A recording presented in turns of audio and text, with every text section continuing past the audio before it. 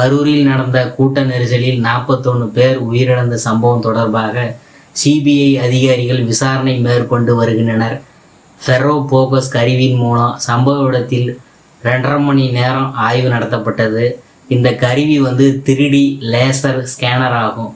இது குற்றம் நடந்த இடங்களை விரைவாக ஸ்கேன் செய்து துல்லியமான தரவுகளை பதிவு செய்ய உதவுதுங்க.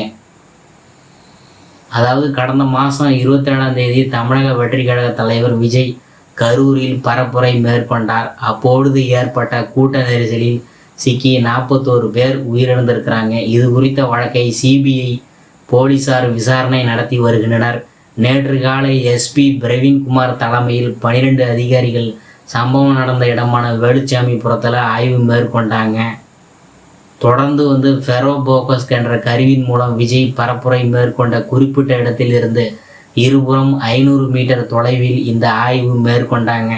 நேற்று சுமார் 5:30 மணி நேரம் ஆய்வு செய்து அதன் பிறகு மாலை ஆகிவிட்டதால் ஆய்வு பணிகள் நிறுத்த வைக்கப்பட்டுள்ளன.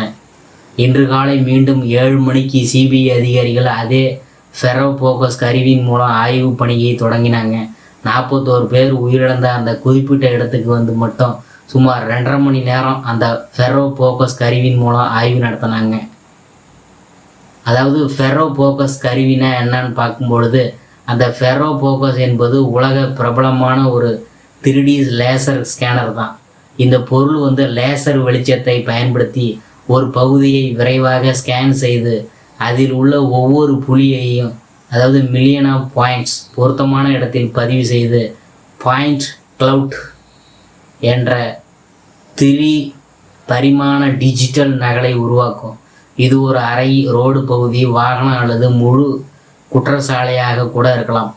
சிபிஐ போன்ற தேசிய தரப்பினர் குறிப்பாக கடுமையான குற்றங்கள், விபத்துக்கள், பயங்கர சம்பவங்கள் போன்றவை நடைபெறும் போது இந்த 3D லேசர் ஸ்கேனர்களை பயன்படுத்துவதன் மூலம் ஆன்சீன் விரைவாக பாதுகாத்து குற்றவாளிகள் தடயத்தை அழிக்கும் வாய்ப்புகளை குறைத்து சான்றுகளை அசல் நிலையிலேயே பதிவு செய்து பின்னர் ஏதேனும் புதிய விசாரணை தேடல்கள் செய்யும்போது எண்ணிக்கையை குறைபாடுகள் இல்லாமல் துல்லியமான தரவுகளை மீண்டும் அணுக முடியும். காயமுற்ற இடங்கள், இரத்த சிதறல்கள், துப்பாக்கி தடயங்கள், வாகன நிலைமைகள் போன்றவை குறித்த கணிதபூர்வமாக புலனாய்வு செய்ய நீதிமன்றத்தில் தரமான நுட்பமான விஷுவல் எவிடன்ஸ் ஆக மேற்கொண்டு சென்று விளக்குவது போன்ற பல காரணங்களுக்காக பயன்படுதுங்க. அதாவது இவை அனைத்தும் வழக்காய்வு சான்றுகளாக மிக பயனுள்ளதாக இருக்கும். ஃபெரோ விதமான ஸ்கேனர்கள் பொதுவாக போலீஸ் என்ஃபோர்ஸ்மெண்ட் அணிகளாலும் பரவலாக பயன்படுத்தப்படுது.